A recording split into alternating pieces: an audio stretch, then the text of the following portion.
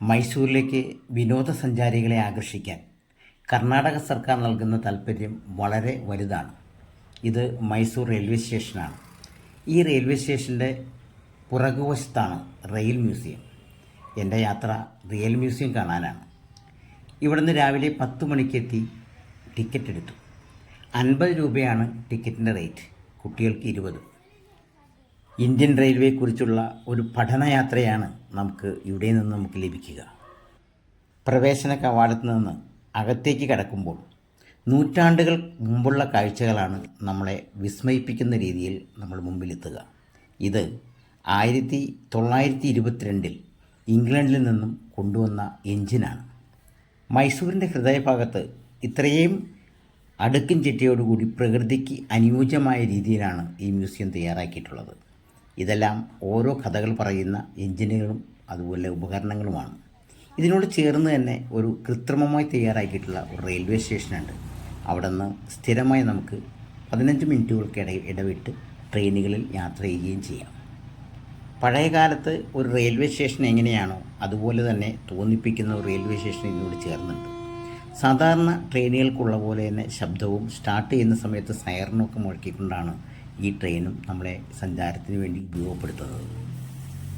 Train സ്റ്റാർട്ടായി.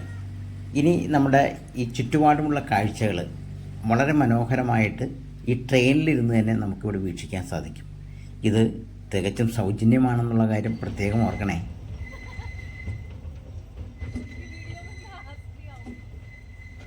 ഒരു വനമേഖലയിലൂടെ നമ്മൾ ട്രെയിനിൽ യാത്ര ചെയ്യുന്നത് പോലെയാണ് നമുക്കിത് തോന്നുക. എല്ലാ കാഴ്ചകളും ഒരു റൗണ്ട് ചെയ്ത് നമുക്ക് കാണാൻ സാധിക്കും. ഏകദേശം 1/2 കിലോമീറ്ററിൽ കൂടുതൽ ഇതിനിങ്ങനെ യാത്രയുണ്ട്. ഇതെല്ലാം വളരെ മനോഹരമായ കാഴ്ചകൾ തന്നെയാണ്.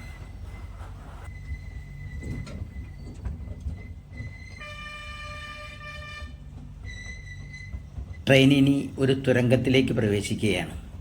നമ്മൾ ഊട്ടിയിലേക്ക് പോകുമ്പോൾ ഒരു ടോയ് ട്രെയിനിൻ്റെ യാത്ര കണ്ടിട്ടില്ലേ? അതിൻ്റെ വീഡിയോ നിങ്ങൾ കണ്ടു കാണുമെന്ന് കരുതുന്നു. ആ യാത്രയെ ഓർമ്മപ്പെടുത്തുന്നതായിരുന്നു ഇത്.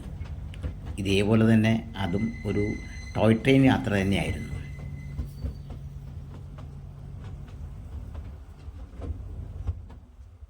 നാടിൻ്റെ പല ഭാഗത്തും ഇത്തരം മ്യൂസിയങ്ങളുണ്ട് റെയിൽവേക്ക്. ഡൽഹിയിലുണ്ട് ഒരെണ്ണം. ഡൽഹിയിലെ മ്യൂസിയത്തെ അപേക്ഷിച്ച് സ്ഥലപരിമിതി ഇവിടെ കുറവാണെങ്കിലും എനിക്കിഷ്ടപ്പെട്ട മ്യൂസിയം ഇത് തന്നെയാണ്.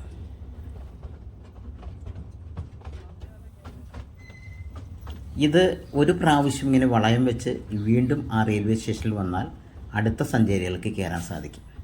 ഇതിനോടടുത്ത് ഇനി ചെറിയ ചെറിയ മ്യൂസിയങ്ങളുടെ ഭാഗങ്ങളുണ്ട്.